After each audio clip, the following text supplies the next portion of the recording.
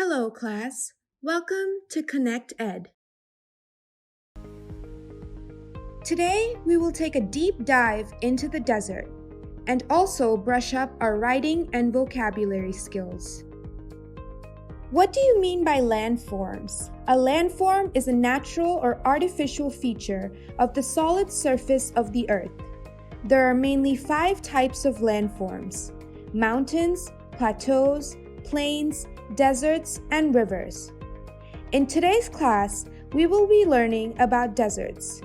A desert is a barren area of landscape where little precipitation occurs and consequently living conditions are hostile for plant and animal life. So, shall we read the chapter? Can someone read it for the class? Now we will recall what we have learned. The popular belief is that it is an endless stretch of sand where there is no rainfall and vegetation.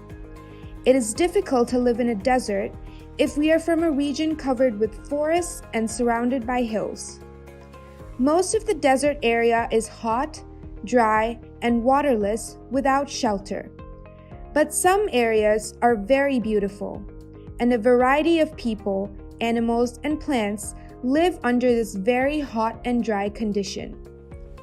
During rain, which is very rare, desert flowers bloom and the sight can be as rewarding as that of any tropical garden.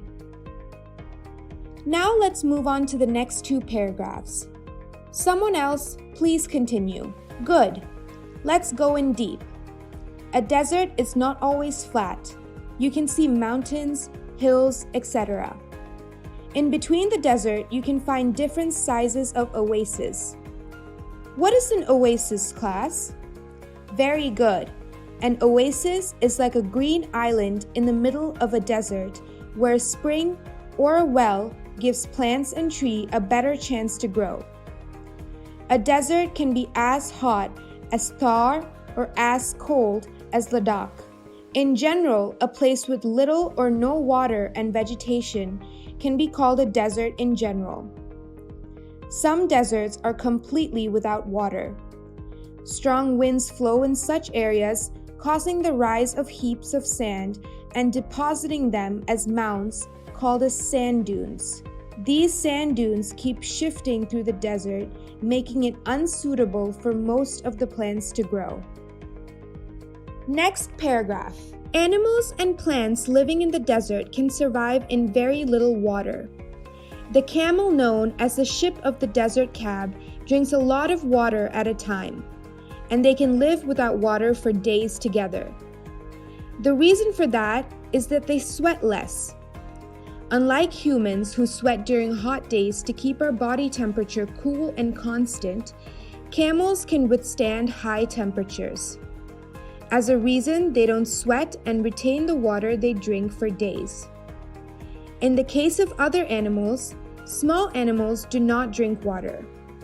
They burrow underground during daytime and come out during night. Some of the animals who feed on other animals get water from moisture from meat, while plant-eating animals get it from plant juice. Let's move on to the last part. Very good. Let me conclude. In the case of desert plants, they adapt to the life they lead through many ways. Like in cactus plants, they store water in their thick stems.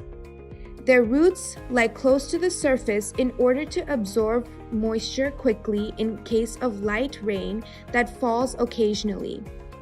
The main features common for desert include dryness and variation in temperature. In the case of humid climate, the moisture in the air acts like a blanket and protects the Earth's surface from the hot rays of sun. This is absent in desert, causing the desert to heat up rapidly and cool off at night. Deserts are equally important as dense forests and deep oceans, and we shouldn't underestimate it as a useless part of Earth just because of its hot and dry nature. Is it clear, everyone? It is more like a documentary than a story. Documentary means talking about facts that consist of official documents. Now we will do the following. I will give you 2 minutes.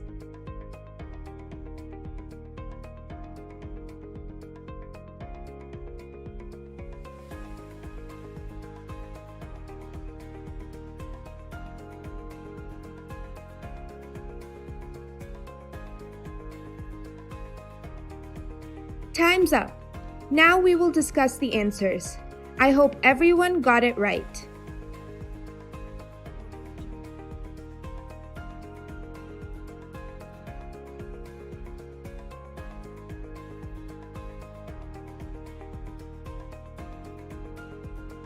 Now we will solve some questions. First, I want you all to try, and then I will show you the answer to cross-check.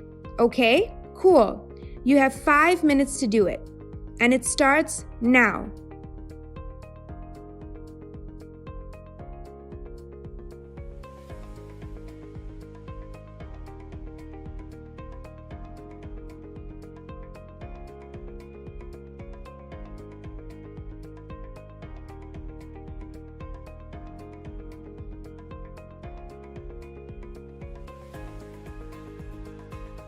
Time's up.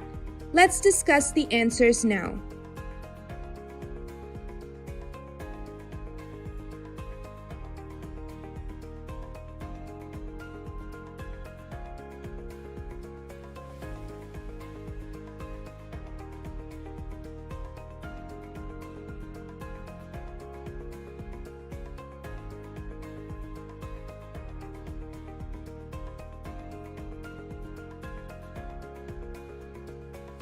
So I hope now that you have a brief idea about the desert. I want you all to write all that you've learned about the desert in your journal. Along with it, include the lifestyle of people living in these areas. What did they eat, dress, etc.? Since it takes time, let's make it as a homework. It should be minimum 1 to 2 pages or approximately 200 words. So let's discuss it tomorrow. With this, we are finishing today's class. Does anyone have any doubt? Good. So thank you, and see you all next time.